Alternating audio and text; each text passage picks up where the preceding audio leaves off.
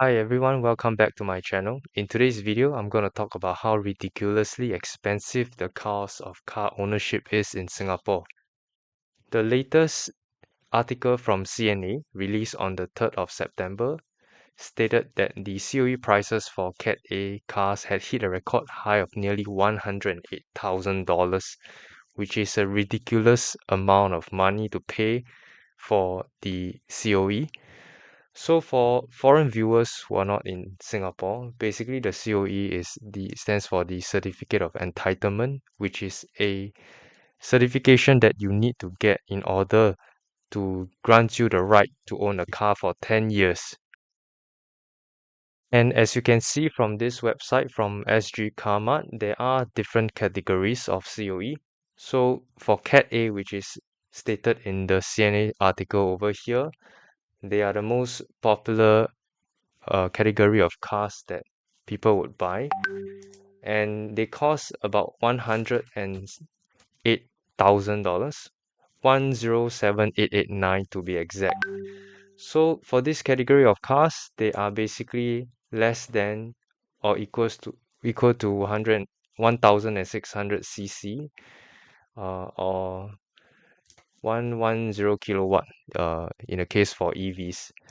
Then for Cat B, we are talking about larger and more powerful cars. Above 1,600 cc, the COE price will be $127,000 and 501. So you can see the prices here are extremely high. And remember, the COE only allows you to own the car for 10 years.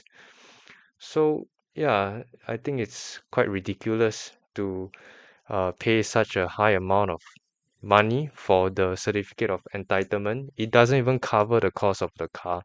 So meaning to say that after you pay the COE, you only have the right to drive the car on Singapore roads for 10 years. Then after that, you have to spend another lump sum of money to buy the car that you want, according to the category of COE that you just paid for. So there are also cheaper categories. So for example, Cat C is the goods vehicle and bus.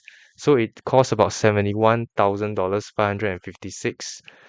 But this only is available for people with a registered business. Then they can use this car or goods vehicle to conduct their let's say their business activity, or to ship their goods here and there, travel around within Singapore. They are not allowed to drive their car out of Singapore using a goods and vehicle bus that is under Cat C. So a very popular car model for this would probably be the N van or the very mini van kind of vehicles. Then it costs $71,000 for the COE. For Cat E, the open category, this will cover motorbikes. So if no, sorry, that's not motorbikes. That's open category. So open category is more for other vehicles that are probably larger than Cat B. Correct me if I'm wrong. I'm not too sure on the open category Cat E. So yeah, this I'm not too sure about that. But anyway, it costs 127,000 $900 for this Cat E COE. So it's not cheap either. In fact, it's the most expensive out of these four categories. There's also a separate category for motorbikes, but I think that's not covered here. For motorbikes, it will be a lot more affordable. If I'm not wrong, it's about 10 plus K for 10 years. But anyway, today's video is on cars, not motorbikes. So let me just go back to the article to show you. Yeah, so as I've mentioned, COEs for open categories, just now I mentioned for any vehicle type, but usually used for large cars, has increased to 127,900 from 125. So the one that we were looking at previously, the Cat E open category, this is for larger cars. It has increased from 125,000 to 127,900. Then just now I mentioned commercial vehicles. Now it's at 72,000. Motorcycle, yeah, is covered here. It's about 9,000. Yeah, so around. Have not reached 10K yet, but soon to reach. Okay, so this is basically the COE premiums, uh, the price chart, how it has trended over the past few months and the past few years. So yeah, basically it's quite ridiculous right now to pay such a high amount of money to pay for the COE. So I've also been looking at a couple of articles on the cost of car ownership. So since the COE is for 10 years, right? So there are quite a few articles online. So this is from Dollars and Cents. I think one of the better websites when it comes to personal finance. They have broken down the different costs that comes along with owning a car.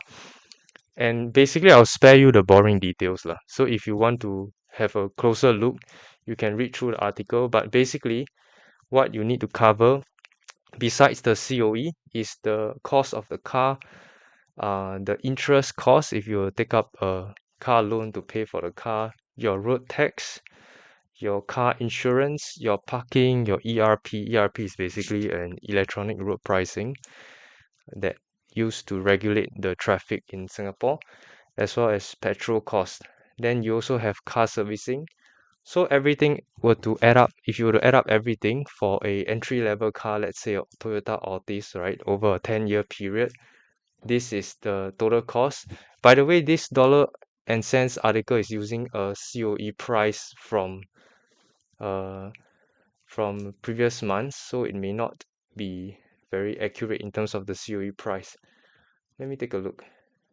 Okay, so they are using a Cat A COE price of $101,000 at the point of writing, which is in July. But right now we already see that the Cat A price has went up to $107 already. So anyway, just take note of that in mind. So with the COE price plus the cost of the car, that will work out to a total of $159,000 approximately. And then you have your interest cost over a 10-year period, plus your road tax, car insurance, parking, ERP, petrol, as well as servicing all over a 10-year period. Your total cash amount would be $240,000 approximately. So that's a crazy amount of money to pay for to own a car for 10 years. So I took out a calculator and did a very quick calculation. So 240,000 divided by 12, that would be, sorry, that's not the correct one. 240,000 divided by, oh yes, that's the correct calculation. My bad. Okay, divided by 10 years, divided by 12, that will be a monthly payment of $2,000 per month. So I think this is quite a huge sum of money. If you were to invest the money instead of buying a car, right? What can you invest in? Okay, so I've been looking at a couple of things. Okay, so let's say you invest in the dividend fund. For example, the S-REIT ETF. By the way, it's not financial advice, just taking the S-REIT ETF as an example. So S-REIT ETF gives you a dividend of 5.7%, or if you like local banks, DBS, OCBC also give you quite a good dividend amount. So let's say you invest your money instead of buying a car, right?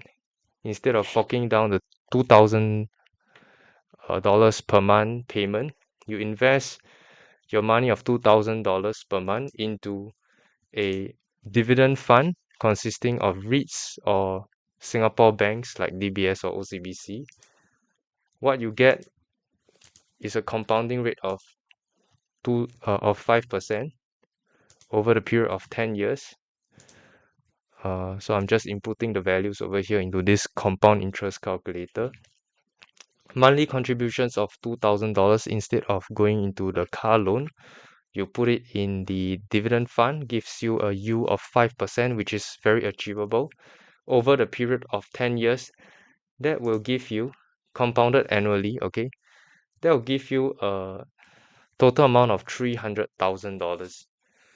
So instead of putting $2,000 per month into a depreciating liability like a car, you put it in the dividend fund, you get $300,000 at the end of 10 years.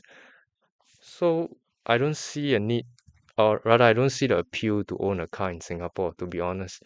And also, don't forget, due to the high car population, there's a lot of traffic jams, and there's not even a need to drive if, let's say, you have access to a very good public transport system like in Singapore. The only people that I think should be considering getting a car is people who fits this profile. Newborn, or rather, you have newborn or young kids, or you have a big family. You have maybe caretaking responsibilities. Perhaps you're taking care of an elderly parent or people with special needs. Then you need the car to transport them from one point to another, or for hospital appointments. Then you may need a car instead of taking the public transport or calling for Grab or private hire, which may be a bit uncertain at times. And the last category of people who may consider getting a car in Singapore would be for work purposes. Perhaps you are doing sales, or you are having a lot of client meetings and you need to be at multiple places in one day, and you have calculated, then perhaps getting a car would make sense for this category of people. If not, I really don't see any reason to own a car in Singapore, especially if you have such a great public transport network. Having a car is just gonna drain your expenses and delay your journey to financial freedom. So, yeah, I mean, do let me know what are your thoughts on this. And since we have the calculator here, right, let's just do another quick uh, exercise. Assuming that, let's say you're very rich, right? You have 240Ks to buy the car straight. Let's say you don't buy a car, right? You use the 240K, you just put it into a dividend income fund that yields 5% per annum. That will be, again, very achievable. What you'll be getting is 5% return per year. What we'll be getting is $12,000 per year, which equates to $1,000 of passive income per month. So again, think about it. Would you rather spend $2,000 to buy a car, or you would rather use the amount of money to put it in dividend income fund to give you a passive income at a regular basis? Let's not even talk about having $240,000 to pay for the full cost of a car over a 10-year ownership period. Let's just talk about the COE price, okay? For Cat A. So for Cat A, it's about 108,000, right? Let's just give it 100K, okay? Just for the fun of it. If you have 100K liquid cash sitting in your bank, instead of buying a car, or instead of you know buying a COE, okay, you just take the 100K, put it into a fund that gives you 5% return. You will get $5,000 per year divided by 12. That will give you $400, 400 plus dollars per month. So that means to say a COE of 100 plus $1,000, you put it in a 5% generating income fund, you can get $400, which covers your unlimited public transport concession pass, and also cover your phone bill, and also cover your occasional Grab rides. So again, run through the numbers and you will see that it really doesn't make sense to own a car in Singapore. Okay, but anyway, that's just my opinion. None of the things I shared here is financial advice. Okay, this is just me commenting on how ridiculously expensive car ownership is in Singapore. So unless you have an absolute need, you belong to this category of people, then perhaps it is justified to own a car despite its high cost. Other than that, I really don't see a need for people to get a car in Singapore. It's just gonna have a huge drain on your finances, and the benefits that you're getting is really very marginal. Okay, so that's all for today's video.